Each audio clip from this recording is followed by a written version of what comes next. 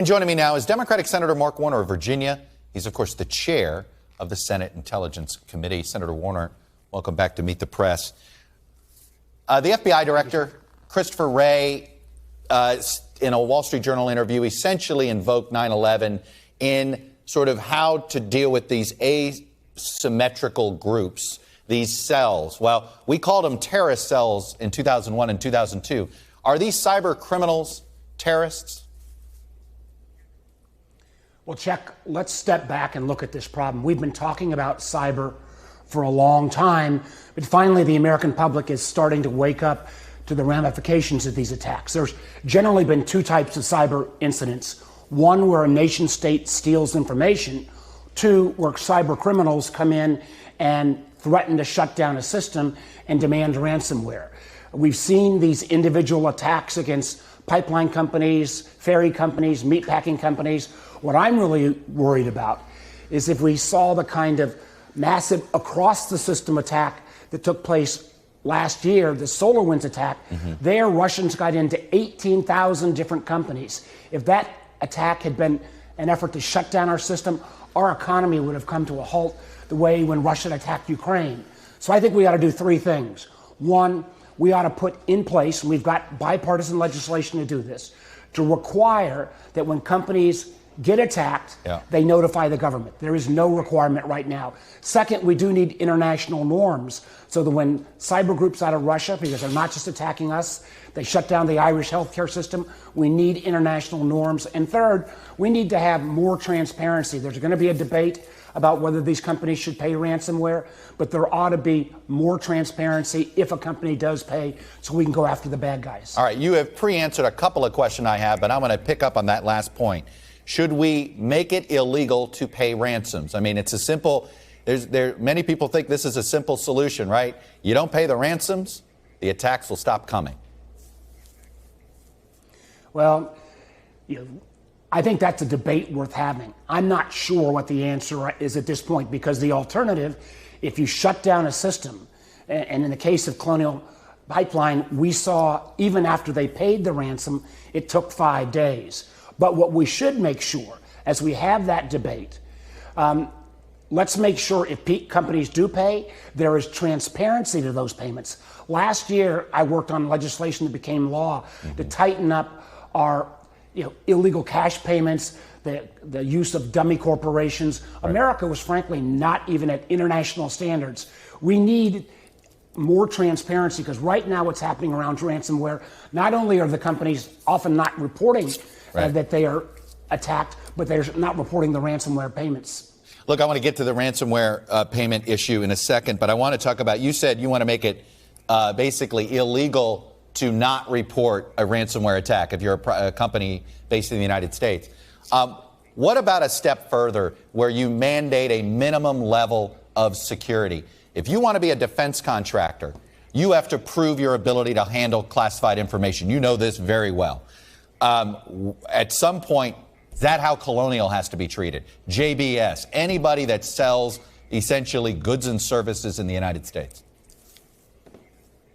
Chuck, here's the challenge.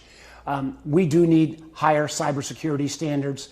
There ought to be penalties. I think many of us remember a few years back when Equifax lost all our information. Right. In that case, it was to the Chinese. They were totally negligent. So there does need to be, I believe, some level of liability for companies that don't hit these standards. Right. But the truth is, when you've got a tier one adversary like Russia or China, not so much these cyber criminals, but a tier one adversary in terms of their spy services, it's tough to be 100% perfect all the time. That's why if we have a incident reporting requirement mid-attack, and I give the company some limited liability protection, and that needs to come into the government, but also share with the private sector.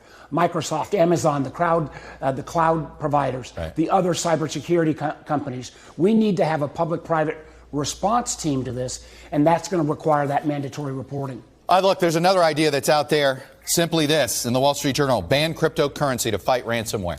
The fact of the matter is, without the ability of the anonymity of crypto, we would not have this intense situation now.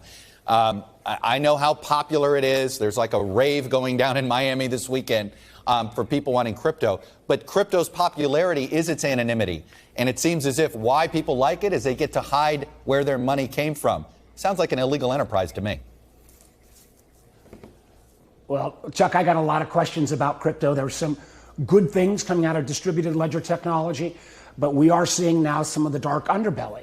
The challenge is, and that's why I'm focusing more on transparency, the truth is there are ways that we can break through some of these systems.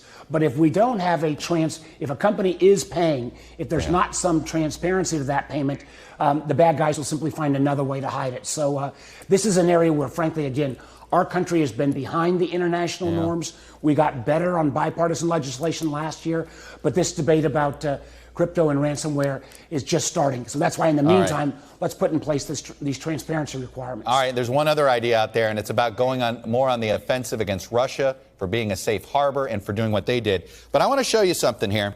I hope you can see this graphic. These are all the different ways the United States has tried to confront Russian aggression.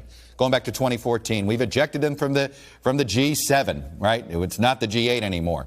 Plenty of sanctions. There have been import restrictions. We've expelled diplomats. We've seized their assets. We've had indictments.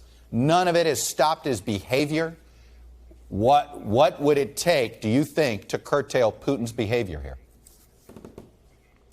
Well, two things, Chuck. One, I do think we need to have the ability to use some of our offensive capabilities. And we have done a better job on that. If we look at our ability to cut back on some of the Russian election interference, that was because we were willing to punch back. But what we also need, and this is why I see we need these level of international norms so that a country like Russia would know if they are harboring cyber criminals and you're shutting down a healthcare system, for example, the way these cyber criminals did in Ireland recently, there needs to be international repercussions, not simply one-off the United States acting alone. That's why President Biden going and rallying the democracies at the G7 meeting is so important. Senator Mark Warner, I'm going to have to leave it there, chair of the Senate Intel Committee.